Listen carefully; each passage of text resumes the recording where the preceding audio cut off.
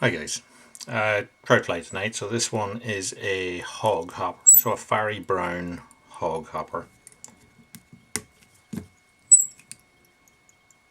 So I have a size 10, this is a standard hook, B175. You could use a lighter wire B170, or you could use a short check, something like the B160, up to yourself depending on what shape of a fly, and also if you want a stronger hook, obviously go for this.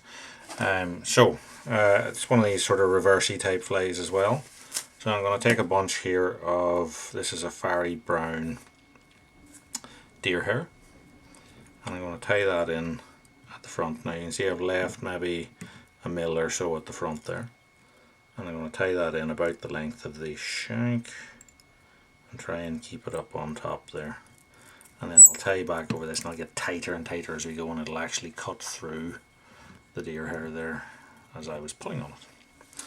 So rib on this fly, some sort of a shiny rib, so I'm going to go for the original gold holographic on this, although you could use some sort of a pearl also, would I find looks well on fiery brown.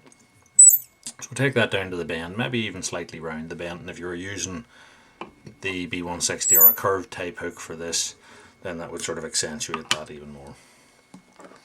So I'll take a bit of fiery brown seal here, quite sparse, and dub that on.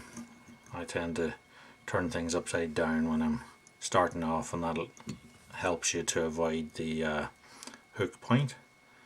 And take that up to where we think our thorax would begin on the fly. So it's a little bit of a gap, 3 mil maybe behind where the deer hair is here. And then we will rib that with our holographic. Catch it in behind, fold it back in a couple of turns, and that'll hold it in place, it won't fall out. So, and that is a hopper. It has knotted pheasant tail. Now you could use a brown here, but I'm actually going to use an orange knotted pheasant tail, maybe 5 or 6 legs, and I'm going to set them on directly on top and let them splay around it a little bit, but they're still on top rather than ending up underneath. It's a bit fiddly, but we'll get the tag ends of that cut off. So it's time to start to create the hog part of it. So what we'll do is we'll take a bit of our deer hair here, pull it back and tie it down, and then I'm going to add on another seal portion here, but this time what I'm going to do is I'm using a slightly darker fiery brown, and how I did that was I added a little bit of claret into it.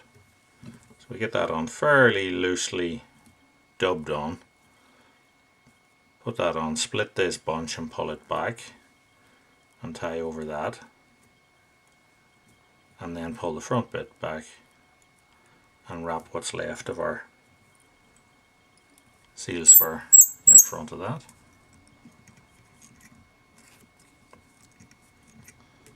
And finish the fly off. So now take a bit of a brush and roughen that up. Get some of these seal's fur fibres out into the deer, and that'll just help the profile of the fly and help it sit, help it catch the surface of the water a bit.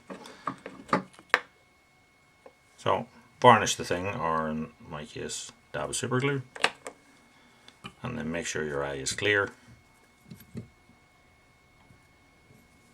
with the hackle stem here. Pass that through, and that is our fiery brown hog hopper.